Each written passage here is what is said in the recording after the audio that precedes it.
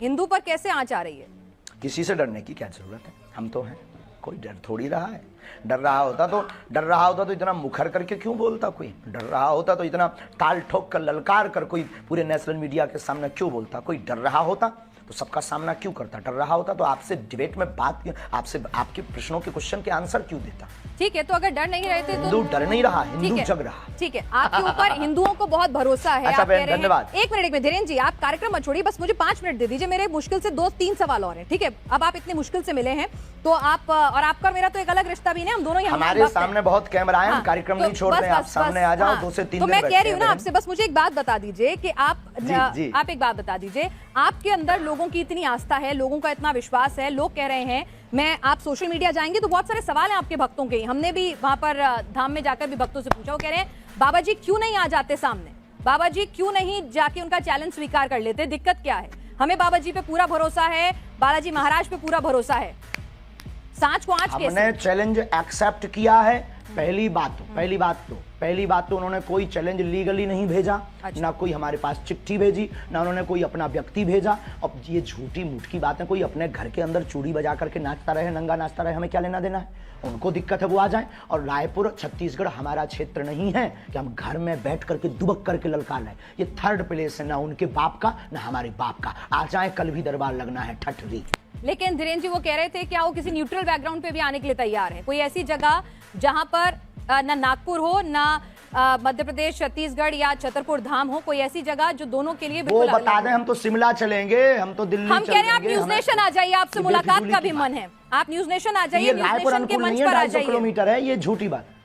आप news nation आ जाइए, श्याम मानव जी को भी बुला लेते हैं और हाथ कंगन को आरसी क्या हमारे मेहमान बनकर आइए। कुआं थोड़ी चल करके पैसे के पास जाएगा। अच्छा नहीं प्यासा कुआं। हाँ तो आप कह दीजिए कि आप जैसे यहाँ न्यूज नेशन उन्होंने कैमरा भेज दिया, सुरक्षा की गारंटी आपकी और उनकी है। प्यासा कुआं के पास आता है, आ जाओ, दरबार खुला लगा, 4 लाख लोगों, हम फिर महाराष्ट्र जाएंगे और वहाँ फिर ताल ठोक कर बुलाएंगे। यानी आप कह रहे हैं आप फिर से जाएंगे नागपुर? हमारे स्टूडियो क्यों जाएं? चलिए ठीक है, हमारे स्टूडियो नहीं आए, हम आपके पास प्रार्थना करने के लिए आप आएंगे दिल्ली, फिर जाएंगे महाराष्ट्र जाएंगे। अच्छा धीरेन्द्र जी, एक सवाल ये भी उठ रहा है कि भाई आप आओ, क्योंकि प्यासा कुआं के पास आता है और हमारी श्रद्धा बोलेगी, हमारे गुरुजी बोलेंगे, हम आपकी न्यूज नेशन आएंगे और ताल ठोक करके आएंगे बहन जी। बिल्कुल इंतजार रहेगा। अरे हम सनातनी बब्बर शेर हैं, इंतजार रहेगा। लेकिन एक बात और बताइए, आप लव जिहाद को लेकर भी बहुत ज्यादा नाराज हो जाते हैं। भाई प्यार तो किसी को किसी से किसी भी वक्त हो सकता है, प्यार में धर्म, जाति, समुदाय के बंधन कैसे? सबके लिए।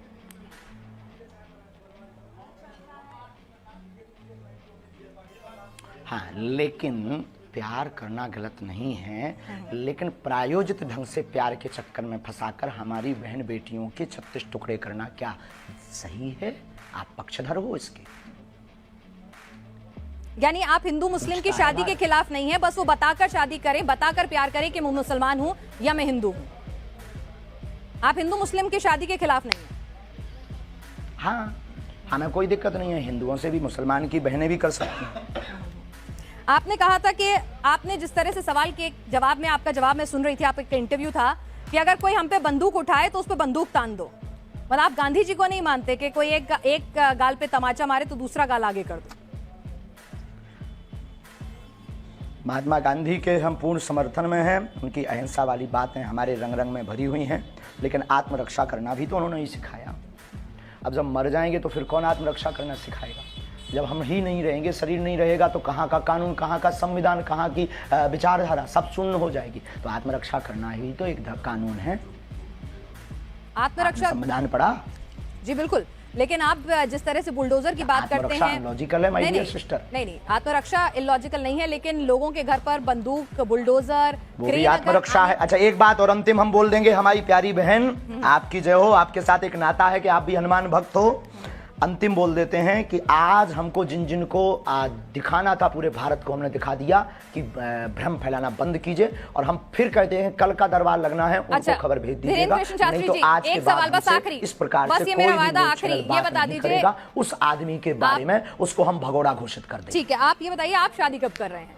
आज सोशल मीडिया पे आप खूब ट्रेंड में छाए हुए हैं, सब पूछ रहे हैं धीरेन्द्र कृष्ण शास्त्री जी ने कि आपने लिए बहन आप हमारी बारात में आना, हम बहुत जल्दी विवाह करेंगे। लेकिन वायरल बहुत हो रहा है कि आपको लेकर, एक साध्वी जी को लेकर खूब वायरल होती रहती हैं खबरें, खूब बातें होती रहती हैं कि फाइनल हो चुकी हैं बातें, क्या है, क्या उस पर कुछ आप बोलना चाहेंगे? नहीं, ऐसा कुछ भी नहीं है, ऐसा कुछ भी नहीं है।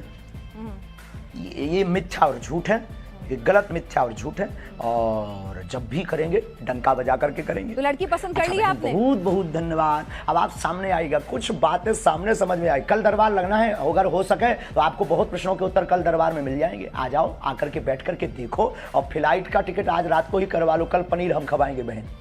चलिए धीरेन्द्र जी, आप हमारे साथ, आपके पास वक्त की कमी है। कंगन को आरसी क्या? चलिए कंगन को आरसी क्या, ये बताइए। कंगन को आरसी क्या? एक और सवाल आया है। दूध और पानी का पानी हो जाए। आपका ये इंटरव्यू लाइव जा रहा है, इस इंटरव्यू में एक सवाल और आया है, तो वो और पूछ लेती हूँ। एक माइंड रीडर है, वो कह रही हैं कि हम भी माइंड रीडिंग करके हजारों की भीड़ में से नंबर बता देते हैं, नोट पे क्या नंबर लिखा है, क्या सीरियल ऑर्डर है, ये सब बता देते हैं, तो आप उनसे अलग कैसे हो? हम नंबर नहीं बताते हैं, बहुत बड़ी कृपा है ये हमारे ऊपर। ना तो हम मोबाइल नंबर बताते हैं, हम ना नंबर बताते हैं, ना ये कोई घोषणा करते हैं, ना हम कोई जादूगर हैं, ना हम कोई इन सब चक्करों में पड़ते हैं। और कृपा में और रीडिंग में, अच्छा रीडिंग ये होती है जब व्यक्ति सामने हो। आज हमने दरबार, आपने देखा नहीं है, क्या है आपका जो अनुभव है? नहीं देखा है, हमने देखा है, हमने पूरा देखा है। आप पर्ची पर लिखकर बता रहे थे, लोगों के नाम बता रहे थे। किसी पत्रकार को हमने पहले से ही पर्चा बनाकर रख दिया था, अब ये माइंड रीडिंग से बाहर विषय। अच्छा, तो आप ये कह रहे हैं अगर मैं अपने साथ, ठीक है धीरेन्द्र जी, मैं एक आपसे पूछ रही हूँ कि अगर मैं अपने साथ 2 लोगों का लेकर आती हूँ जिनको पहले से नहीं बताती हूँ कौन वो लोग हैं, उनके बारे में आप अपने दरबार में सब कुछ बता देंगे? आपके पास वो दिव्य शक्ति है? देखो, जो हमें आज्ञा लगेगी, जो उनका प्रश्न मनोभाव का होगा, वो हम लिख देंगे। जो हमें गुरु कृपा होगी, आपके कहने पर या आपके प्रमाण पत्र के लिए हम दरबार नहीं लगाएंगे। दरबार में लेकर आइए, राम नाम का उनसे जाप करवाइए, फिर अर्जी लगेगी। यानी मतलब आपका मन होगा तो बताएंगे, नहीं होगा तो नहीं बताएंगे, ये है ना मामला? 8 बज गए हैं, श्योर कुछ नहीं है। फोन पे है क्या? हमारा कोई मन नहीं होता है, शक्तियों का मन होता है। तो शक्तियों का मन, अगर हम लोग दिल्ली से आएंगे स्पेशली आपके पास, अगर दिल्ली से स्पेशली आपके पास आएंगे, तो ऐसा भी हो सकता है कि गुरु प्रेरणा नहीं हो, आप ना बता सके वहां पर कुछ, आपको कुछ समझना है। 1 मिनट, वहां फोन लगा दो उनको। ऐसा भी हो सकता है अगर हम आपके पास आए और आपको उस वक्त गुरु प्रेरणा ना मिले, तो ऐसा भी हो सकता है कि आप कुछ ना बता पाए, आपको कुछ नहीं समझ में आए, कोई जवाब ना हो आपके पास, ऐसा भी हो सकता है। दरबार से हम खाली हाथ लौट जाएं? देखो, बिल्कुल बिल्कुल बिल्कुल बिल्कुल। दरबार में आकर के आप बैठिए, सीताराम जप करिए। दरबार खाली हाथ कौन लौटता है? सीताराम नाम का जप दरबार में बैठने भर से सामूहिक अर्जी मात्र से ही कल्याण हो जाता है। पंडित धीरेन्द्र कृष्ण शास्त्री जी हमारे साथ हैं। महाराज जी, आपका स्वागत है न्यूज नेशन पर।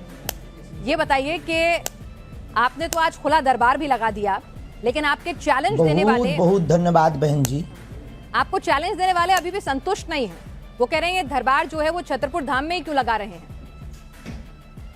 ये चमत्कार सिर्फ धाम तक ही क्यों कभी कर नहीं सकते। ये रावण के खानदान के हैं। आज 4 लाख लोगों के बीच, और 4 लाख लोगों के बीच, और पूरे देश की मीडिया, नेशनल मीडिया आज वहां सामने थी। तुम आपने लाइव चलाया कि नहीं?